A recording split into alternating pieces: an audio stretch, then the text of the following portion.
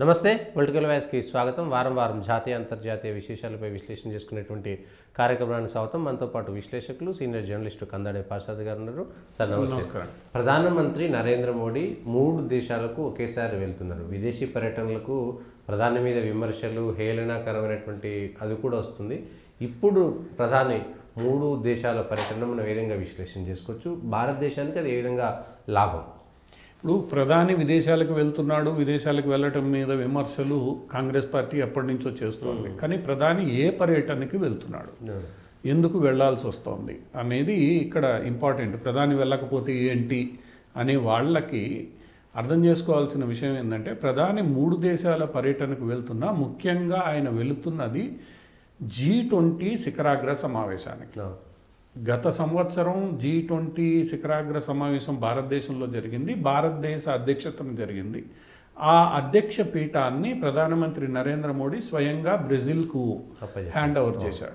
ఇప్పుడు బ్రెజిల్ మొట్టమొదటిసారిగా ఈ G20 శిఖరాగ్ర సమావేశం 2 జరుగుతాయి. ఒకటి ప్రారంభంలో, ఒకటి ముగింపులో శిఖరాగ్ర సమావేశాలు జరుగుతాయి.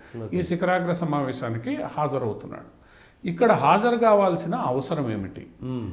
గత శిఖరాగ్ర సమావేశం, భారత అధ్యక్షత జరిగిన శిఖరాగ్ర సమావేశంలో గ్లోబల్ సౌత్ అనే కాన్సెప్ట్ని, గ్లోబల్ సౌత్ యొక్క ఆస్పిరేషన్స్, వాళ్ళ ఆకాంక్షలు, వాళ్ళ యొక్క కోరికలు, డిమాండ్లు ఏమిటి అన్న విషయాన్ని ప్రధానమంత్రి ఈసారి గత సంవత్సరం జరిగిన దాంట్లో ముందుకు తీసుకురాగలిగాడు.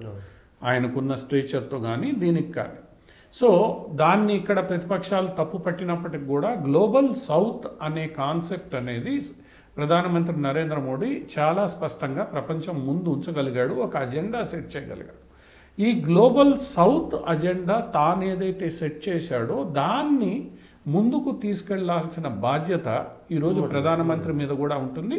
దాన్ని ముందుకు తీసుకెళ్లేలా చూడాల్సిన బాధ్యత కూడా ప్రధానమంత్రి మీద ఉంటుంది. సో అటువంటి భారత యొక్క ప్రభావం, ప్రమేయం కూడా ఎక్కువ ఉంటుంది. అందుకనే ఈసారి జరిగే G20 సమావేశాల అజెండాను 3 దేశాలు ప్రధానంగా తయారు చేశాయి. 3 దేశాలు అంటే భారత్, దక్షిణాఫ్రికా, బ్రెజిల్. ఈ 3 దేశాలు బ్రిక్స్లో కూడా భాగస్వామ్యులు. అంటే ఈ 3 దేశాలు అభివృద్ధి చెందుతున్న దేశాలకు ఈరోజు గట్టి ప్రతినిధులుగా ఉన్నారు. ఆఫ్రికాలో సౌత్ ఆఫ్రికా, ఆ తర్వాత బ్రెజిల్ సౌత్ అమెరికాకి సంబంధించి, ఆసియాలో చైనా పక్కన పెడితే భారతదేశం. సో ఈ 3 దేశాలకి ఐక్యరాజ్య సమితిలో శాశ్వత సభ్యత్వం ఇవ్వాలని ఎప్పటి నుంచో డిమాండ్ ఉంది. ఈ 3 దేశాలు పోషిస్తున్న కీలక పాత్రని ప్రధానమంత్రి గత G20 సమావేశాల్లో ముందుకు తీసుకొచ్చారు. దాన్ని కొనసాగించాల్సిన అవసరం ఈరోజు ఉంది. సో G20 సమావేశాలకి బ్రెజిల్కి ప్రధానమంత్రి, బ్రెజిల్ రాజధాని రియో జీ డినారో దేనికైతే వెళ్తున్నారో ఆ వెళ్లే ముందు సాధారణంగా రెండు పద్ధతుల్లో ఆయన వెళ్ళొచ్చు. ఎందుకంటే అంత దూరం విమానం వెళ్ళదు కాబట్టి ఎక్కడో చోట రీఫ్యూలింగ్ చేసుకోవాల్సిన సాంకేతిక ఇబ్బంది ఉంది కాబట్టి ఆ వెళ్లే క్రమంలో ప్రతి ప్రధానమంత్రి, ఇది నరేంద్ర మోడీ కాదు, ప్రతి ప్రధానమంత్రి కూడా ఆ రీఫ్యూలింగ్ చేసుకునే దానికి అవకాశం కల్పిస్తూ దాన్ని సద్వినియోగం చేసే ప్రయత్నం చేస్తారు. అటువంటి ప్రయత్నాన్ని ప్రతిసారి ప్రతి ప్రధాని చేసినట్లు, ఎందుకంటే సుదూర ప్రయాణానికి వెళ్ళేటప్పుడు ఈ ప్రయత్నం జరుగుతుంది. అటువంటి పరిస్థితుల్లో ఈరోజు ప్రధానమంత్రి అందుకోసమని నైజీరియాని ఎంచుకున్నారు.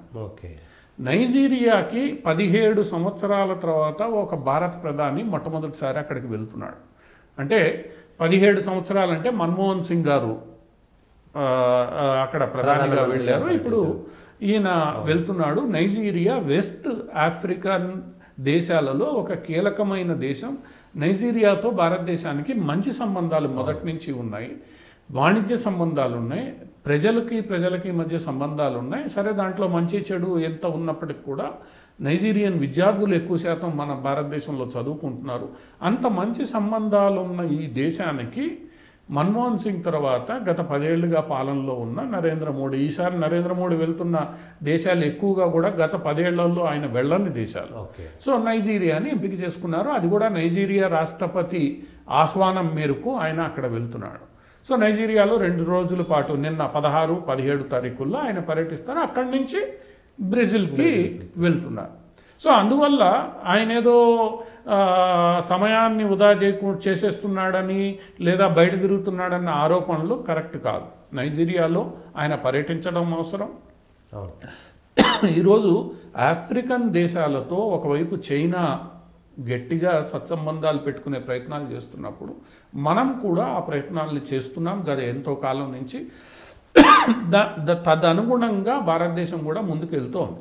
దక్షిణాఫ్రికా కావచ్చు, లేదా ఇంకో చోట కావచ్చు, కెన్యా కావచ్చు, వీటన్నిటితో మనం సంబంధాలు పెట్టుకొని ముందుకు వెళ్తున్నాం. ఆఫ్రికా దేశాల్లో ఇంకా నైజీరియాకు భారత్కు ఎక్కువ సంబంధాలు ఉన్నాయి. సో నైజీరియా వెళ్ళడం అనేది ఒక మంచి పరిణామం.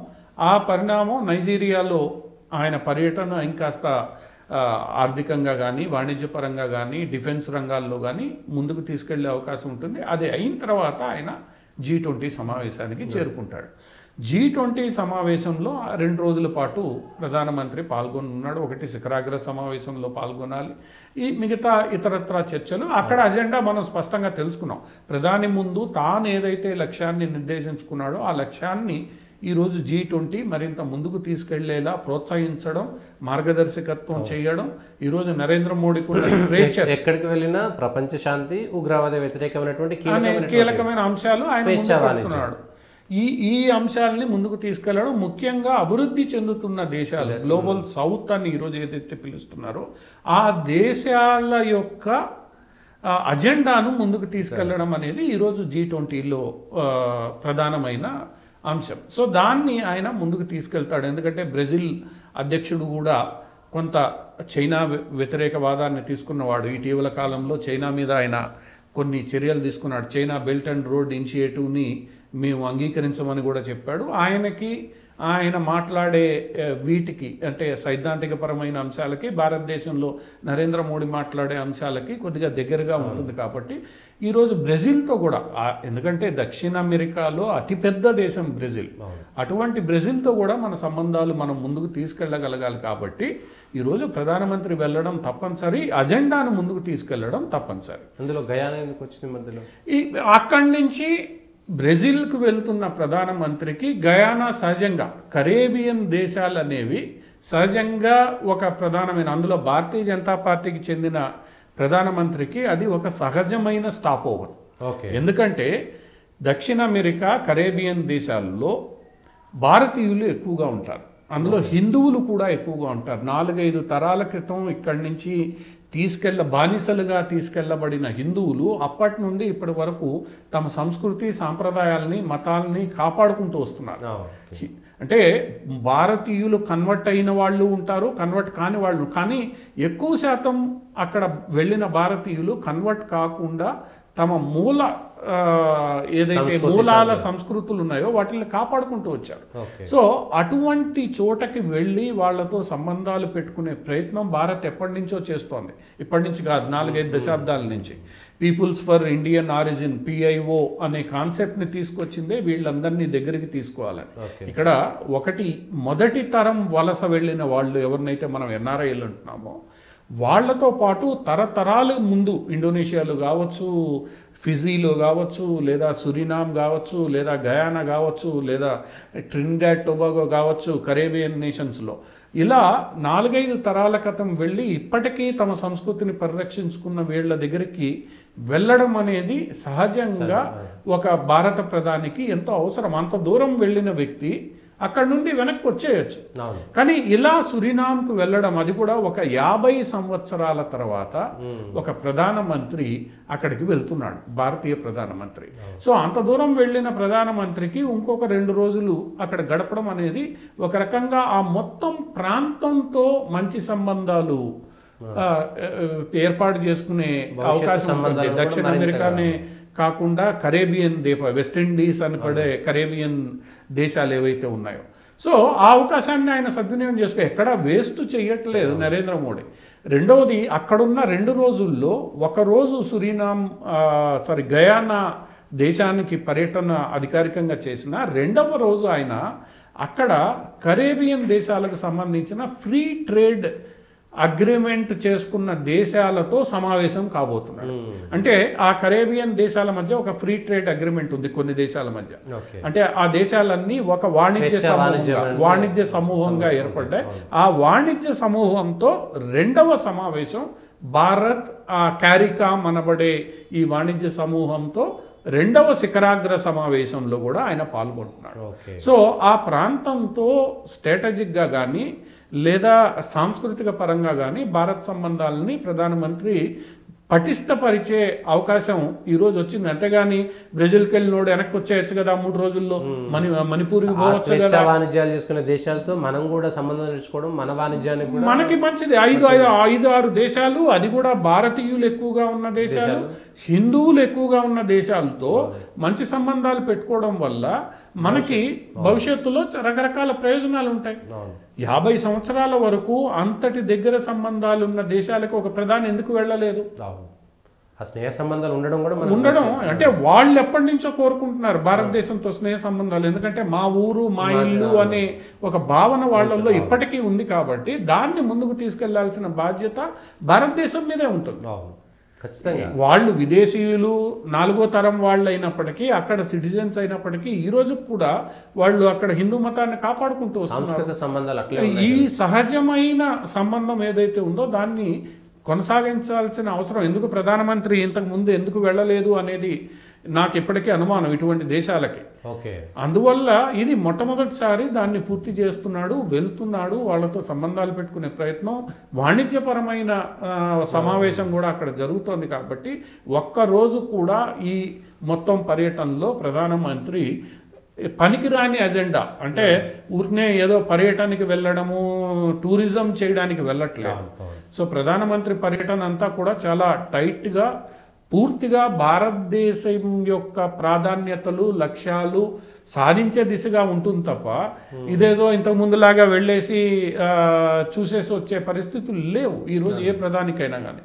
అటువంటి పరిస్థితి, అంత దూరం వెళ్తున్న వ్యక్తి ఏదో నేరుగా వెళ్ళి వెనక్కి వచ్చేయాలి అని అనుకునే పరిస్థితి కూడా కాకుండా అన్నీ ప్లాన్ చేసుకొని వెళ్ళడం అనేది ప్రధానమంత్రికి మొట్టమొదటి నుంచి అలవాటు. జయశంకర్ గారు చాలా సందర్భాల్లో చెప్తారు, ప్రధాని పర్యటన అంటే మాకు ఉరుకులు పరుగులే, ఒక్క నిమిషం ఖాళీ ఉంచడు, ఒక్క రాత్రి ఖాళీ ఉంచడు, ప్రతి గంటని ఆయన సద్వినియోగం చేస్తాడు. వెళ్ళాలంటే ఎంత ప్రిపరేషన్ ఉండాలి, వచ్చిన తర్వాత వెళ్ళడం, అక్కడ రాత్రి దిగడం, టైంని సద్వినియోగం చేసుకోవడం, విమానాల్లోనే నిద్రపోవడం, అక్కడ ప్రతి గంటని సద్వినియోగం చేసుకోవడం అనేది నరేంద్ర మోడీ చేస్తాడని విదేశాంగ శాఖ మంత్రి, ఎందుకంటే ఆయన విదేశాంగ శాఖ కార్యదర్శిగా చేశాడు, ఆ విదేశాంగ మంత్రిగా చేస్తున్నాడు కాబట్టి చెప్తున్నాడు. సో అంత సద్వినియోగం చేస్తున్న వ్యక్తి మీద ఈరోజు కేవలం ఏదో మణిపూర్ ఎందుకు వెళ్ళలేదు, ఇంకో చోటకి ఎందుకు వెళ్ళలేదు అనేది చేయడం, అది వెళ్ళేవాళ్ళు ఎవరికి బాధ్యతలు ఉన్నాయో వాళ్ళు వెళ్తున్నారు. అమిత్ షా వెళ్తూనే ఉన్నాడు, అది అంతర్గత వ్యవహారం, అందులో పెద్ద ఇదిగా ఏముండదు, తెలుసుకుంటారు. ఈరోజు కాక రేపు తేలుతుంది. ఇందులో ఇంతవరకు మొన్నటి వరకు ఇంకొక సిద్ధాంతం కూడా మణిపూర్లో ఉంది, ఇదేదో బీడెన్, అమెరికా, బంగ్లాదేశ్, చర్చి, ఇవన్నీ మణిపూర్ అల్లర్ల వెనక ఉన్నాయి. ఈరోజు బీడెన్ మారుతున్నాడు. రేపు ట్రంప్ వచ్చిన తర్వాత తులసి గబ్బార్డ్ ఈ మొత్తం వ్యవహారం మీద ఒక కమెంట్ చేసింది. ఎవరు తులసి గబ్బార్డ్? ఈరోజు అమెరికన్ ఇంటెలిజెన్స్కి అధినేతగా కాబోతున్న వ్యక్తి ఏమని చెప్పింది, ఈ చోటల్లా కూడా ఈ ఏదైతే హిందువుల వ్యతిరేకత ఇంకోటి భారతదేశం రెచ్చగొడుతున్నారో దానికి మన దేశంలో ఉన్న కొన్ని శక్తులు తోడ్పడుతున్నాయని ఆమె గత వారం స్టేట్మెంట్ ఇచ్చింది. అందువల్ల స్పష్టం అక్కడ ఏం జరుగుతోంది అనేది. ఎప్పుడైతే ప్రభుత్వం మారుతుందో అక్కడ పరిస్థితులు మారుతాయి. మీకు బాగా బయట నుంచి వచ్చే మద్దతు తగ్గితే అటు బంగ్లాదేశ్ కానీ ఇటు కానీ, ఈరోజు నేపాల్ నుండి బంగ్లాదేశ్కి ఎలక్ట్రిసిటీ వెళ్తోంది భారత్ గుండా. ఇంత దీంట్లో కూడా భారత్ కారిడార్ గుండానే వెళ్తోంది. అందువల్ల ఇవన్నీ కూడా వీళ్ళేదో రాజకీయాలు రెచ్చగొట్టడానికో మహారాష్ట్ర అసెంబ్లీ ఎన్నికలను దృష్టిలో పెట్టుకొని వీళ్ళు మొట్టమొదటి నుంచి మాట్లాడుతున్నదో అందరికీ తెలిసిందే. ప్రధానమంత్రి నరేంద్ర మోడీ విదేశీ పర్యటనలు చాలా స్పష్టమైన అజెండాతో ముందుకెళ్తున్నాయి. ఈరోజు ప్రధానమంత్రిని అగ్రస్థాయి నేతగా అటు రష్యా, అమెరికా, చైనాలకు ధీటైన నేతగా ఈరోజు ప్రపంచం గుర్తించింది, భారతదేశాన్ని గుర్తించింది. ఇక్కడ ప్రధానమంత్రి మోడీని కాదు, భారతదేశాన్ని గుర్తించింది. ఆ గుర్తింపు సాధించడంలో ప్రధానమంత్రి ఈరోజు చాలా విజయాన్ని సాధించారు. ఆ అజెండాతోనే ఆయన ముందుకెళ్తాడు, ఈ విమర్శల్ని పట్టించుకోకుండా. ఆ అజెండాలో విజయవంతమవుతుంది. ఇక్కడ ప్రతి దేశానికి సంబంధించి ఆయన 3 దేశాల్లో 3 అజెండాలు ఉన్నాయి. G20 ఒక అజెండా, నైజీరియా ఒక అజెండా, గయానా ఇంకొక అజెండా. అవన్నీ అవసరమే ఈరోజు భారతదేశానికి. ఈ పర్యటన యొక్క ఫలితాలు ప్రభావాలు కూడా ఇంకో 10 ఏళ్ల తర్వాత 20 ఏళ్ల తర్వాత కూడా భారతదేశానికి మేలు చేసి ఒక ప్రధాని వెళ్ళడం అంటే అక్కడ దాని ప్రభావం ఎక్కువ ఉంటుంది ప్రజల్లో. అదే స్వయంగా అందులోనూ మోడీ లాంటి ఒక పాపులిస్టిక్ ప్రధాని వెళ్ళడం అంటే ఏదో వర్కింగ్ ప్రధాని వెళ్ళడం కాదు. ఎట్లా ఇది వచ్చింది కాబట్టి అమెరికాకు సంబంధించి ట్రంప్ కొత్త ప్రభుత్వం, Tulsi Gabbard, Vivek Ramaswamy, Elon Musk ఇట్లా ఏర్పాటు చేసుకుంటున్నటువంటి టీం కూడా కొంత విచిత్రంగా కనబడుతుంది. అది ఏ విధంగా ప్రభావం చూపుతుంది అనేటువంటిది కూడా మనం ఒకసారి ఆలోచన చేసుకోవచ్చు. ట్రంప్ నిర్ణయాలు, ఇప్పుడు ట్రంప్ నిర్ణయాలు ప్రతి నిర్ణయం కూడా కాస్త ప్రపంచవ్యాప్తంగా చర్చనీయాంశంగా ఉంటుంది. ట్రంప్ తీసుకున్న నిర్ణయాలు, అది ఇంటెలిజెన్స్ చీఫ్ కావచ్చు, నేషనల్ సెక్యూరిటీ అడ్వైజర్ కావచ్చు, సెక్రటరీ ఆఫ్ స్టేట్ కావచ్చు, అంటే విదేశాంగ శాఖకు సంబంధించి కావచ్చు, ఇవన్నీ కూడా ప్రధానంగా చైనాను వ్యతిరేకించే వాళ్ళు అక్కడ ఈ స్థానాల్లో రావడం అంటే రాబోయే రోజుల్లో చైనా, ఇరాన్లతో ట్రంప్ చాలా స్పష్టంగా గట్టిగా వ్యవహరిస్తాడు అన్న సంకేతాలు వచ్చాయి. వీళ్ళందరూ కూడా ఇప్పుడు ఎవరైతే నేషనల్ సెక్యూరిటీ అడ్వైజరు అక్కడ జాయిన్ ఆయన ఇండియా కాకస్కు కో చైర్మన్, అంటే ఇండియా మద్దతుదారు లాబీకి కో చైర్మన్. సో తులసి గబ్బార్డ్ స్వయంగా ఆమె హిందూ, భారత్కు మద్దతు స్వయంగా పలుకుతుంది, పలు సందర్భాల్లో పలికింది.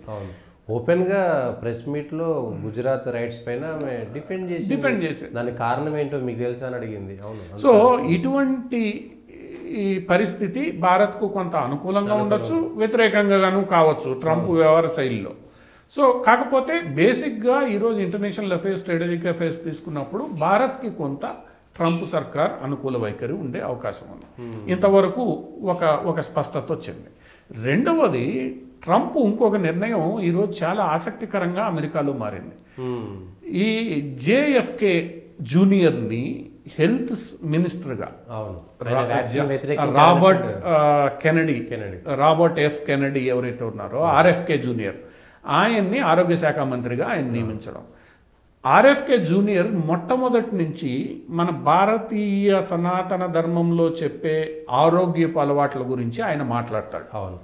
మీరు మంచి ఆరోగ్యం తినండి, జంక్ ఫుడ్ జోలికి వెళ్ళొద్దండి, కోకులు పెప్సీలు తాగండి, పండ్ల రసాలు తీసుకోండి, మందుల్ని ఈ రసాయనాలతో తయారయ్యే మందుల్ని వినియోగించవద్దు, అవి మీ మీద చెడు ఫలితాలని చూపిస్తాయి, ఆ యోగా ఇటువంటి వాటిల్ని మీరు ఇవి ఆయన చెప్పడమే కాకుండా వాటి కోసం వేలాది కోట్ల డాలర్లు ట్రస్టుల రూపంలో పెట్టి ప్రాపగాండా చేస్తున్న వ్యక్తి. రెండవది, వ్యాక్సిన్లకు సంబంధించి కూడా ఆయనకి చాలా గట్టి అభిప్రాయాలు ఉన్నాయి. వ్యాక్సిన్లను వ్యతిరేకిస్తాడు ఆయన. ఈ వ్యాక్సిన్లు సరైన పరీక్షలు లేకుండా కేవలం వాణిజ్యపరమైన ఆదాయాన్ని చూసుకుని చేస్తున్నారు, దానివల్ల పిల్లలపై దుష్ఫలితాలు వస్తున్నాయని గట్టిగా మాట్లాడి దానికి పెద్ద ఉద్యమాన్ని చేస్తున్న వ్యక్తి RFK జూనియర్. సో ఇది ఒక రకంగా ట్రంప్ తీసుకున్న నిర్ణయం. ఎందుకంటే దీని మీద చాలా మేమ్స్ ఈరోజు అమెరికాలో సర్క్యులేట్ అవుతున్నాయి. ట్రంప్ గురించి మాట్లాడితే చాలా సందర్భాల్లో చాలామంది చెప్పింది ఏంటంటే ఆయన 2 గంటలు మంచినీళ్ళు తాగడంట, ఏదైనా సమావేశంలో కూర్చుంటే చొక్క నీళ్లు తాగడంట, సమావేశం కాగానే డైట్ కోక్ తాగుతాడంట. ఇది 4-5 సందర్భాల్లో 4-5 ఇంటర్వ్యూల్లో చెప్పిన ఇది. కానీ మన RFK కెనడీ గారు, RFK జూనియర్ గారు ఏం చెప్తారు? మంచినీళ్ళు తాగండి, ఆరోగ్యానికి మంచిది, మీరు తాగుతూ ఉండాలి, ఇది సాంప్రదాయమైన భాష. సో అటువంటి రెండవది, ఈ డొనాల్డ్ ట్రంప్ పిజ్జా, బర్గర్లు ఇటువంటివి చాలా ఎక్కువగా ఇష్టపడే వ్యక్తి. ఆయన ఫాస్ట్ ఫుడ్ యుగంలో అమెరికన్ కల్చర్ ఏదైతే ఉందో దాన్ని ఇష్టపడే వ్యక్తి. RFK జూనియర్ దానికి పూర్తిగా భిన్నం. పిజ్జా, బర్గర్లకి దూరంగా ఉండండి అని అమెరికాలో ఎప్పటి నుంచో ఉద్యమం చేస్తున్న వ్యక్తి. అందువల్ల అటువంటి వ్యక్తిని ఈరోజు ఆరోగ్య శాఖ మంత్రిగా నియమించడం అంటే ఫార్మా ఇండస్ట్రీలో ఆందోళన మొదలైంది. ఇప్పటికే pharma industry, American multinational pharma కంపెనీల CEOలు రాబోయే రోజులు ఎలా ఉంటాయి ఈ విషయాలపై స్పష్టత ఉండాలని ప్రకటనలు ఇస్తున్నారు. ఆయన ప్రకటించిన 2-3 రోజుల నుంచే. ఎందుకంటే అతను ఒక రకంగా వ్యాక్సిన్ బాధితుడు. ఆయనకి గొంతుకు సంబంధించిన రుగ్మత ఒకటి ఉంది. ఓకే. ఆ రుగ్మత ఆయనకి ఒక ఫ్లూ వ్యాక్సిన్ తీసుకోవడం వల్ల వచ్చింది అనేది తేలిన అంశం. దాంతో ఆయన దాని మీద ఇంకా ఎక్కువ పరిశోధనలు చేశాడు. అంటే వీళ్ళు టెస్ట్ చేయకుండా ఇలాంటివి చేయడం వల్ల ఈ సైడ్ ఎఫెక్ట్స్ వస్తున్నాయి, అంటే సరైన పరిశోధనలు జరగట్లేదని ఆయన మీద జరిగిన ప్రయోగాన్ని నిర్ధారించుకొని దాని మీద ఆయన ప్రయోగాల్ని ప్రోత్సహించి వాస్తవాల్ని వెలికి తీసుకొస్తున్నాడు. సో అటువంటి వ్యక్తి ఈరోజు ఈ ఫార్మా ఇండస్ట్రీని నియంత్రించబోతున్నాడు, ఆ ఫార్మా ఇండస్ట్రీకి గైడ్ లైన్స్ ఇవ్వబోతున్నాడు. ఆయన ఆధ్వర్యంలో ప్రపంచంలోనే మందులన్నింటికీ అనుమతులు ఎక్కువగా ఇచ్చే FDA, drug administrator, federal drug administrator agency ఏదైతే ఉంటుందో దాని అప్రూవల్ భారతదేశంలో చాలా ఫార్మా కంపెనీలు కూడా పోటీ పడుతుంటాయి, దానికి కూడా ఆయన నేతృత్వం వహించబోతున్నాడు. అంటే రాబోయే రోజుల్లో ఈ ఫార్మా కంపెనీలు ఇష్టానుసారం ఏదంటే అది చేసి చెప్పడానికి వీలుండదు. ఆయన ప్రతిదీ స్క్రూటనైజ్ చేస్తాడు, జీవితకాలం అంతా వాటికి వ్యతిరేకంగా పోరాడాడు. ఇలాంటి ఆసక్తికరమైన అపాయింట్మెంట్లు కూడా ట్రంప్ చేస్తున్నాడు. అంటే ఇవన్నీ కూడా ట్రంప్నేదో కమర్షియల్ బిలియనీరు బిజినెస్ మెన్ అని అనుకుంటే ఫార్మా ఇండస్ట్రీతో ఇంతవరకు తగాదా పెట్టుకున్న ధైర్యం ఎవడు చేయలేదు. అటువంటిది ఈరోజు అటువంటి ఇండస్ట్రీ ప్రపంచాన్ని శాసిస్తున్న కంపెనీలు ఫార్మావి, అటువంటి ఫార్మా ఇండస్ట్రీతో పోరాడుతున్న వ్యక్తి ఈరోజు అమెరికా ఆరోగ్య శాఖ మంత్రి కావడం, ఇలాంటి కొన్ని అపాయింట్మెంట్స్ ఏవైతే ఉన్నాయో అవి ఇప్పటికే చర్చనీయాంశంగా మారాయి. రాబోయే రోజుల్లో అంటే 20 జనవరి 2025 తర్వాత వీళ్ళందరూ ఎలాంటి నిర్ణయాలు తీసుకుంటారు, ఎలాంటి చర్యలు తీసుకోబోతున్నారు అనేది ఒక రకంగా మనం చాలా ఆసక్తికరంగానే ఉంటుంది. ఎందుకంటే they are known for their views, వాళ్ళ అభిప్రాయాలు స్పష్టంగా చెప్పే వ్యక్తులు వీళ్ళంతా. ఎక్కడా కూడా డిప్లొమసీ డ్యూయల్ టోన్ లేదు వీళ్ళకి. అటువంటి వ్యక్తులు ఎలా ఉండబోతున్నారు అనేది ఇది. సో ఈ మొత్తం పరిణామంలో మొన్న తులసి గబార్డ్ ఇంకో స్టేట్మెంట్ ఇచ్చింది బంగ్లాదేశ్ గురించి, వీటి గురించి, హిందువుల గురించి. సో రేపు రాబోయే రోజుల్లో బంగ్లాదేశ్ కానీ మణిపూర్ కానీ ఇక్కడ జరుగుతున్న పరిణామాలు ఎలా మారబోతున్నాయి అనే దానికి అది ఒక సంకేతం. ఇప్పటికే బంగ్లాదేశ్లో సెక్యులర్ అనే పదం తీసేయాలి, ఇస్లామిక్ రిపబ్లిక్ పెట్టుకోవాలి. అంటే బంగ్లాదేశ్లో ఇప్పుడు ఇస్లామిక్ ఈ ధోరణి కొనసాగుతోంది. 90% మంది మేము ముస్లింలు ఉన్నాం, ఇక్కడ సెక్యులరిజం ఎందుకు మాకు అవసరం లేదని స్వయంగా అటార్నీ జనరల్ అనడం. ఆయన ఏ ఒత్తిడితో అన్నాడో, ఏ ఫ్రస్ట్రేషన్లో అన్నాడో మనకు తెలియదు. కానీ ఇటీవల కాలంలో బంగ్లాదేశ్లో ఈ ఉదారవాదం, ఈ అతివాదం మధ్యలో గట్టి పోటీ జరుగుతోంది. ఈ అటార్నీ జనరల్ని నియమించిందేమో హసీనా. సో ఆయన ఎటువంటి పరిస్థితుల్లో అన్నా కూడా ఈరోజు అవసరం ఏముంది, మీరు ఇలా ప్రవర్తించేదానికి సెక్యులరిజం, సోషలిజం అవసరం లేదు అని అన్నాడా, లేదా నిజంగానే ఇది ముస్లిం దేశం అయితే బాగుంటుందని అన్నాడా, వీటన్నిటి మీద చర్చ జరుగుతోంది. బంగ్లాదేశ్లో పరిణామాలు అయితే ఒక రకంగా ఇబ్బందికరంగా ఉన్నాయి అనేది, భారత్ వ్యతిరేక వైఖరి తీసుకున్నారనేది కూడా ఒకటి. Yunus is known India baiter, India వ్యతిరేకి అతను. సో రాబోయే రోజుల్లో జనవరి తర్వాత ఈ మొత్తం వ్యవహారంలో ఎవరైతే వీళ్ళందరికీ ఫండింగ్ అందజేస్తున్నారో వాళ్ళందరూ, ఎందుకంటే పాకిస్తాన్ కూడా కొంత ఫండ్ చేసిందనే అభిప్రాయం ఉంది. చైనా ఈసారి జాగ్రత్తగా వ్యవహరిస్తుంది. ఎందుకంటే బీడెన్ మెతక వైఖరికి చైనా ఇష్టం వచ్చినట్టు చేసిన, ఇప్పుడు ట్రంప్ లాంటి వ్యక్తి ఉన్న చోట, అందులో ట్రంప్ మోడీ కలిసిన చోట బంగ్లాదేశ్లో వీళ్ళు మెడల్ చేయడం అనేది ఎంతవరకు బాగుంటుంది ఏంది అనేది చూడాలి. ఈ మధ్యలో Bangladesh army chief Indian army చీఫ్తో మాట్లాడాడు. సో ఇవన్నీ కూడా కాన్ఫ్లిక్టింగ్. నిన్ననే నేపాల్ నుంచి బంగ్లాదేశ్కి భారత్ గుండా కరెంటు వెళ్ళడానికి అనుమతి ఇచ్చారు. సో ఇవన్నీ కూడా కొంత గందరగోళం, ఆ దేశంలో ఉన్న గందరగోళాన్ని సూచిస్తున్నాయి.